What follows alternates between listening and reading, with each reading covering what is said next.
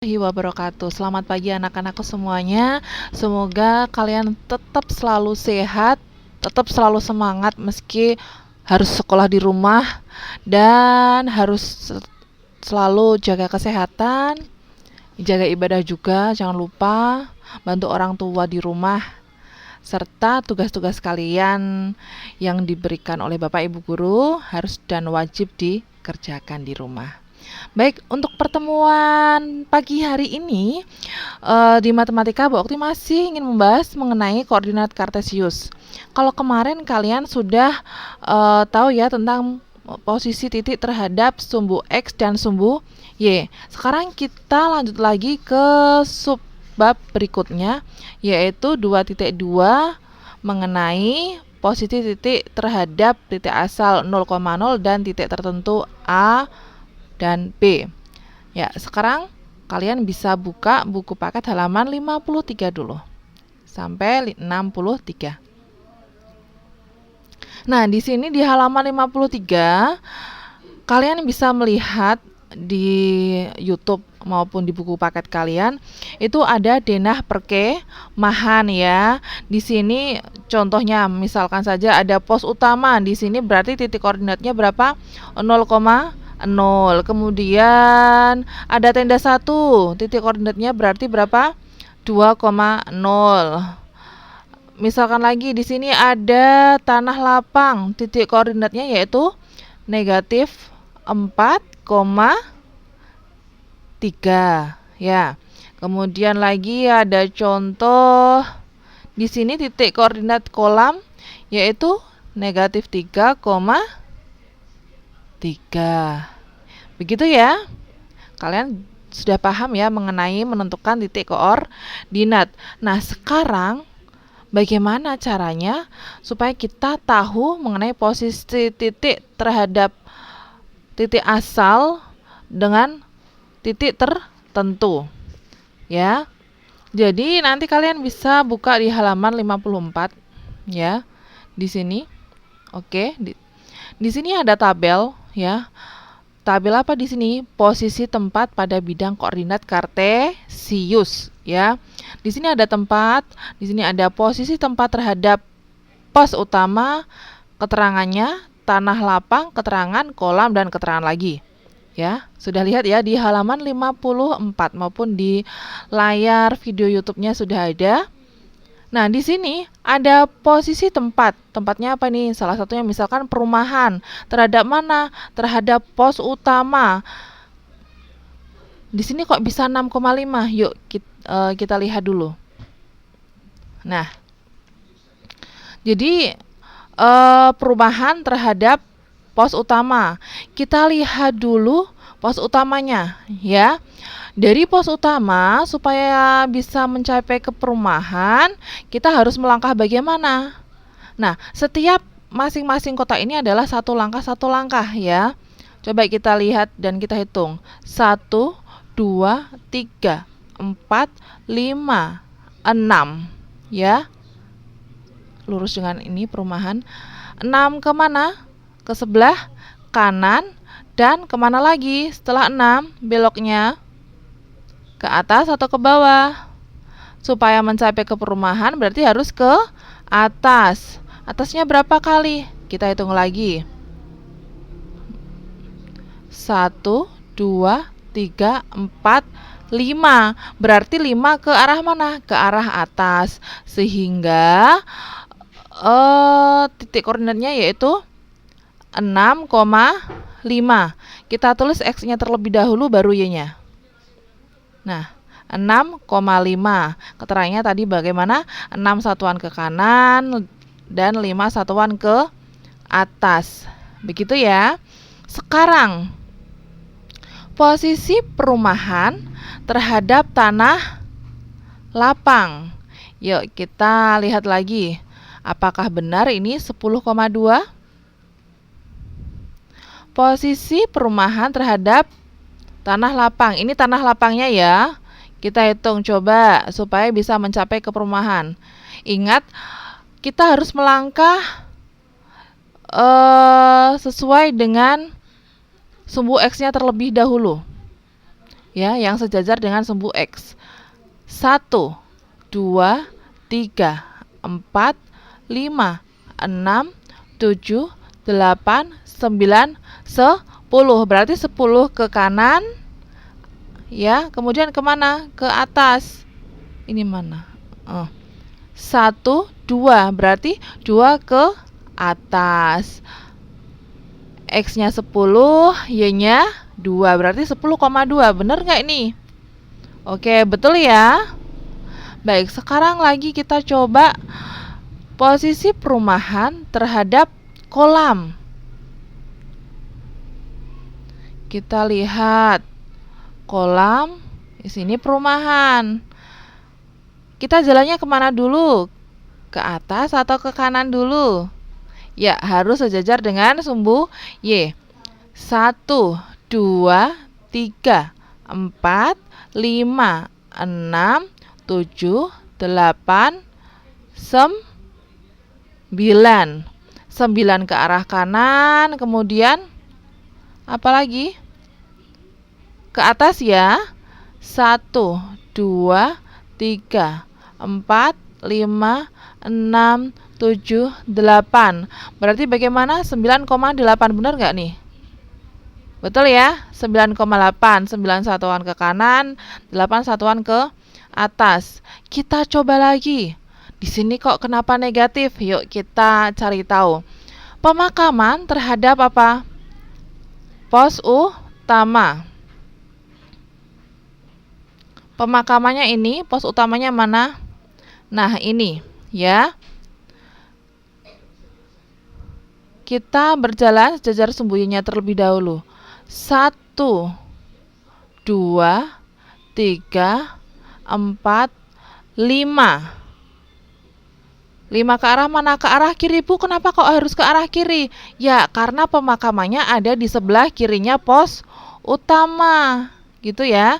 Jadi di sini 5 langkah ke kiri, kemudian apa? Ke atas atau ke bawah? Ke bawah ya. 1, 2. Berarti 2 langkah ke bawah. 5 langkah ke kiri, 2 langkah ke bawah, sehingga negatif 5, negatif 2. Betul nggak tuh? Betul ya? Coba sekarang lagi contoh dari posisi pemakaman terhadap tanah lapang lagi. Kita lihat mana tanah lapangnya. Ini dia, ya. Ini adalah tanah lapang, di sini adalah pemakaman. Harus jalan kemana? Kanan atau ke kiri? Ya, ke kiri. Ke kirinya berapa? 1. Ya, ke kiri 1, kemudian ke arah bawah. 1, 2, 3, 4, 5. Berarti ke kiri 1 kali, ke bawah 5 kali, sehingga negatif 1, negatif 5. Coba dilihat. Betul ya? Sampai di sini sudah paham semuanya? Oke, kalau sudah paham semuanya, coba kita untuk menalar di halaman 55. Ya, di sini halaman 55. Tabel ini masih terkait dengan denah perkemahan yang ada di halaman 53. Kalian bisa kerjakan sesuai dengan yang Bu Okti contohkan ya baru saja ini, ya. Bisa ya? Bisa, gampang banget kok. Ya, misalkan di sini ada posisi dari titik asal 0,0. Objeknya apa? Perumahan. Koordinatnya 6,5. Posisinya terhadap tenda 1, yaitu tenda satunya berada di koordinat apa? 2,0. Kita lihat lagi perumahan terhadap tenda 1. Perumahan terhadap tenda 1. Mana tenda satunya? Tenda 1. Ya, ini. Ya. Tenda 1. Berarti harus ke arah mana? Ke arah kanan terlebih dahulu ya. Kanan apa kiri? Tetap kanan. 1, 2, 3, 4. Ya, 4 ke kanan, kemudian atas apa bawah? Atas ya. 4 ke kanan tadi, kemudian atasnya berapa kali? 1, 2, 3, 4, 5. Berarti 4,5. 4 ke kanan dan 5 ke atas. Betul nggak tuh tadi? 4 satuan ke kanan dan 5 satuan ke atas. Betul ya? Bener ya? Oke, kalau begitu yang ini nanti silahkan kalian tulis di buku catatan, kalian lengkapi, kalian foto juga, nanti dikirim ke guru mapel. Lanjut lagi, kalian bisa buka untuk yang ini halaman 58. Ya, 2.3 mengenai memahami posisi garis terhadap sumbu X dan sumbu Y. Ini Y ya.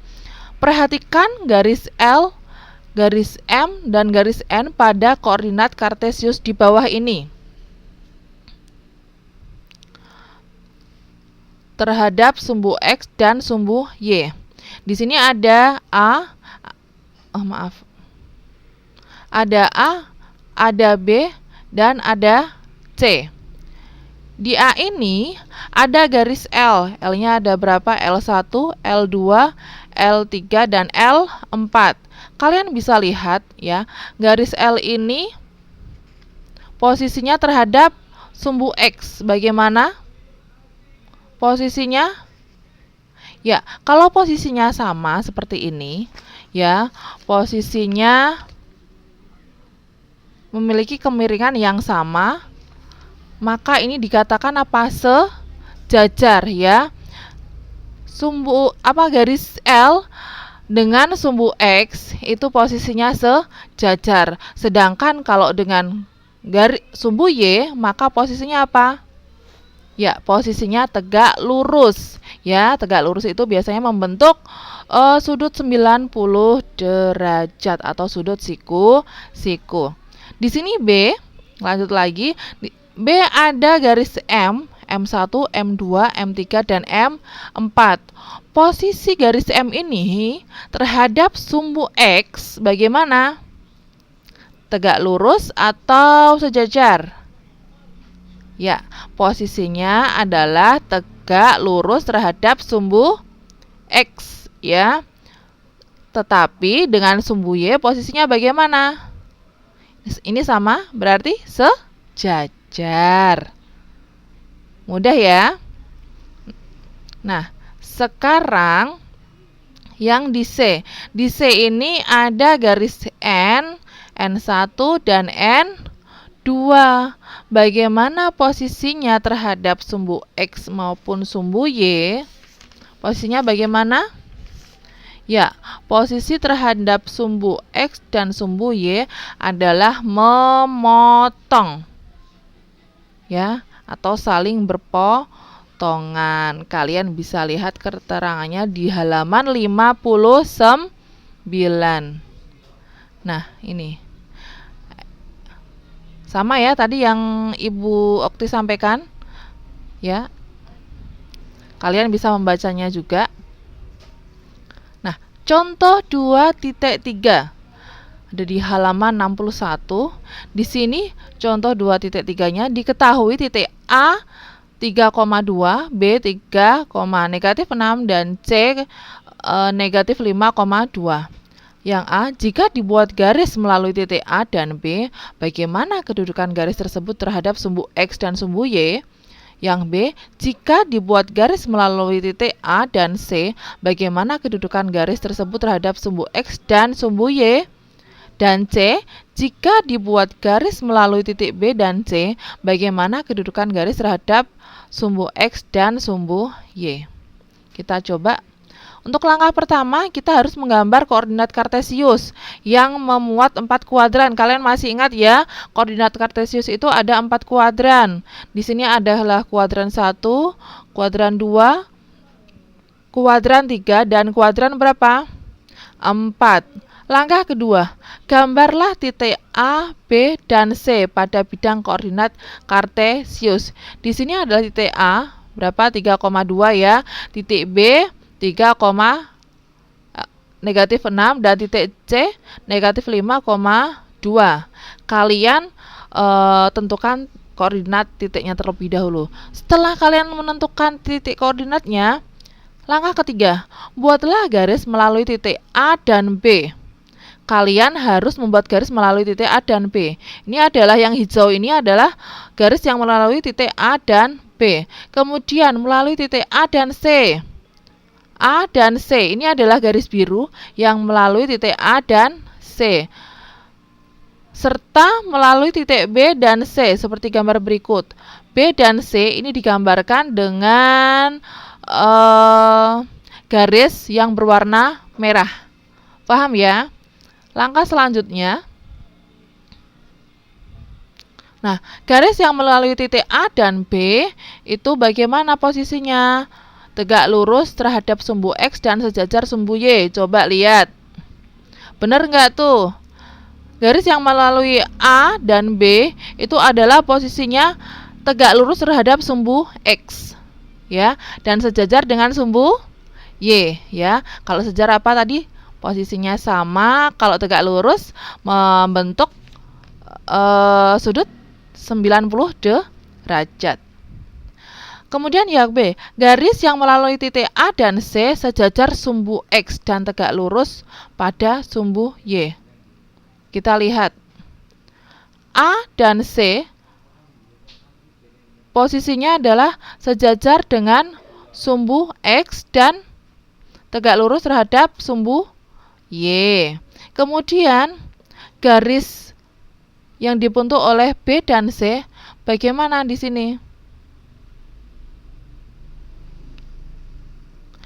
Tidak sejajar dan tidak tegak lurus, ya. Nih. Tidak sejajar dan tidak tegak lurus terhadap sumbu X maupun sumbu Y. Paham ya anak-anak? Nah, di sini kesimpulan posisi terhadap sumbu X dan sumbu Y seperti berikut. Dua buah garis bisa dikatakan saling sejajar jika kedua buah garis tersebut memiliki kemiringan yang sama. Sehingga apabila kita perpanjang, maka kedua garis tersebut tidak akan pernah berpotongan. Itu kalau garis yang saling sejajar. Jadi dipanjangkan sepanjang apapun, maka dia tidak akan pernah berpotongan. Yang kedua, dua buah garis dikatakan saling tegak lurus jika kedua buah garis tersebut berpotongan dan membentuk sudut 90 derajat atau siku-siku. Seperti tadi ya yang Bu Okti sampaikan, untuk yang saling berpotongan itu biasanya membentuk sudut siku-siku atau 90 derajat. Yang ketiga, dua buah garis dikatakan saling berpotongan jika kedua buah garis tersebut saling memotong satu dengan yang lainnya. Seperti halnya tadi ya, yang ada di halaman 58. Oke, sampai di sini dulu. Ada yang mau ditanyakan, nanti bisa telepon by WA dengan guru mapel masing-masing. Dan jangan lupa kerjakan soal latihan yang ada di Google Form. Terima kasih sudah menyaksikan video YouTube pagi ini. Tetap semangat, selalu sehat, dan tetap jaga kondisi badan. Wassalamualaikum warahmatullahi wabarakatuh.